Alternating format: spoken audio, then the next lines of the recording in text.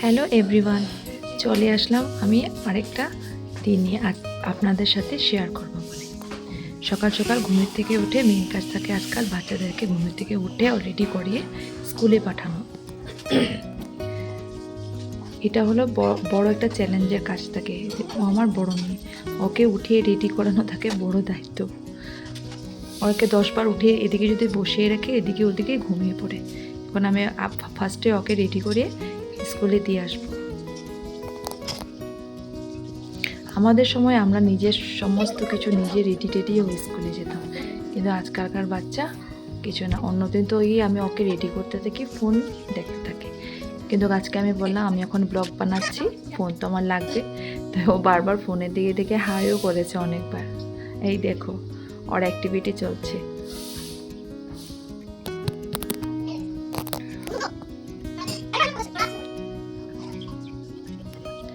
না, okay ready করে আমিও আস্তে ধীরে রেডি হয়ে যাই।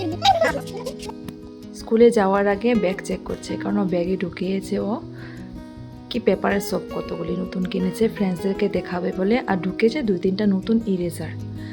কি বুক ঢুকিয়েছি, কি ফাইল ঢুকিয়েছি, ডায়েরি ঢুকিয়েছি, এসব দিকে পাত্তা নেই। ও ওগুলি আগে চেক করে।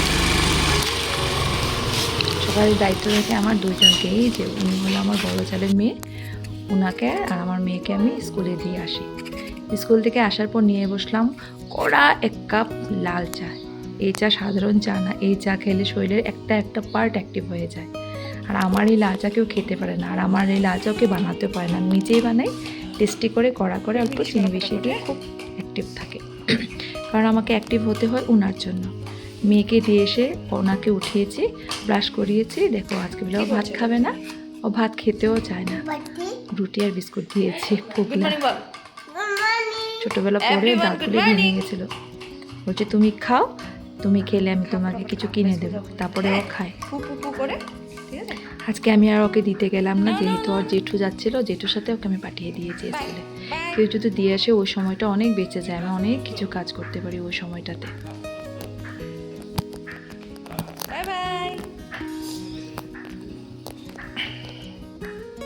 আজকে কাউকে মারবে না কিন্তু, হ্যাঁ? কালকে তো মিসে কইলো, হ্যাঁ তো কইতাছে মারে নাই বিলে। বাই। এই যে উপরে। Bye bye.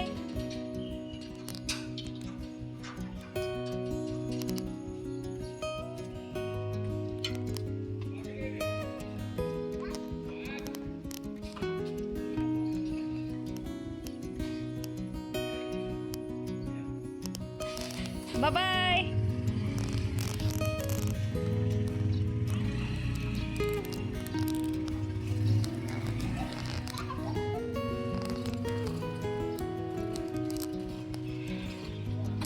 কোনো সময় ভাবি ওরা যখন স্কুলে চলে যায় আবার একটু ঘুমিয়ে থাকবো, কিন্তু এই দেখো আমার ঘরের অবস্থা। এখন বাজে মাত্র 9:10 মতো, কিন্তু আমার ঘরের অবস্থা দেখো। এগুলিকে ঠিক করবো। আমার বাসি বিছনাটা উঠানি হয়নি এখন ধরে। সকাল সকাল আমি এদিকে পরিষ্কার করব। আর এই দেখো আমার শাশুড়ি মা বসে গেছে আজকে রান্না বান্না কী হবে তার সবজি কেটে। কেউ যদি কেটে দেয় রান্না করতে খুব সহজ হয়ে যায়, ইজি লাগে। আর নিজে কাটতে গেলে বুঝতে পারি না যে কী করবো, কী রান্না করব। শাশুড়িরা যেহেতু কুটিনাটি করে বুঝতে পারে আজকে এটা দিয়ে এটা বানালে এটাতে এই সবজিটা কাজে লেগে যাবে। আমি ওখানে ফার্স্টে আমি আমার রুম থেকে স্টার্ট করে নিই পরিষ্কার করা।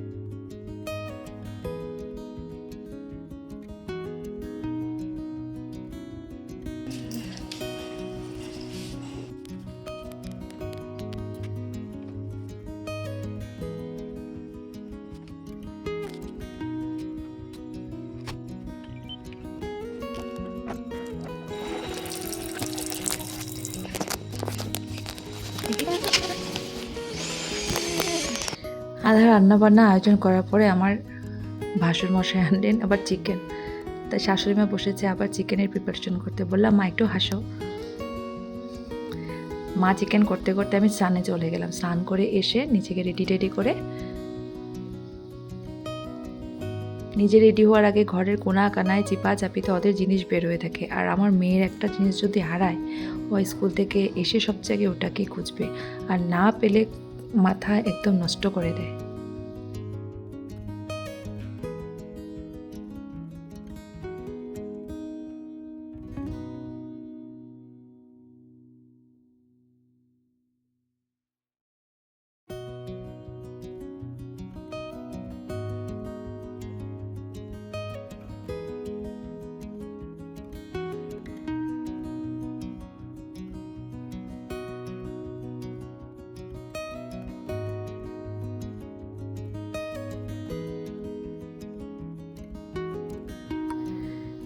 এইদিকে দেখো আমার ঠাকুর পুজো দেওয়া হয়ে গেছে।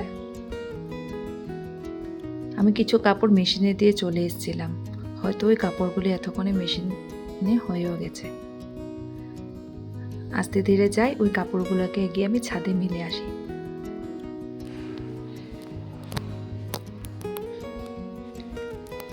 এইটা হলো আমাদের ছাদ। দেখো আমাদের ছাদ থেকে না ভিউটা এত সুন্দর আসে। এই পাহাড়গুলিকে এখন খুব অস্পষ্ট দেখাচ্ছে, কারণ কুয়াশা না, এটা হলো ধুলো। এখানে এত পলিউশন হয়।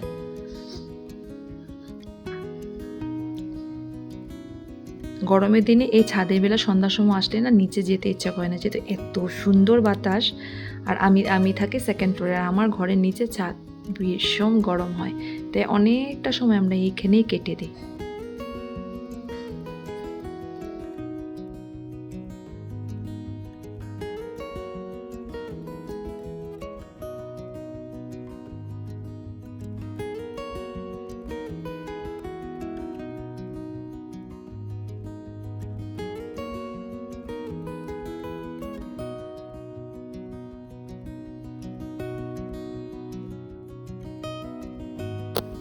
কাপড় মেলে ছেলেকে চলে আসলাম। চান টান করে বলছি চলো ছাদে, একটু কি সুন্দর রোদ্র আছে, কিলো করবে, তোমার শরীর গরমও হয়ে যাবে, তোমার ঠান্ডাটাও কেটে যাবে। ওরা এদিকে পড়ে যাবে তো সিঁড়ি দিয়ে, এদিকে ধুম হয়ে যাবে, ধুম। যাও ওদিকে, চালাও দিয়ে যাও।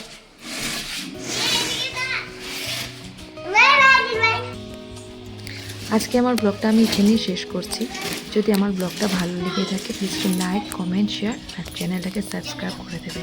তো আমি নিয়ে চলে আসবো একটা নতুন ব্লগ নিয়ে। Bye bye.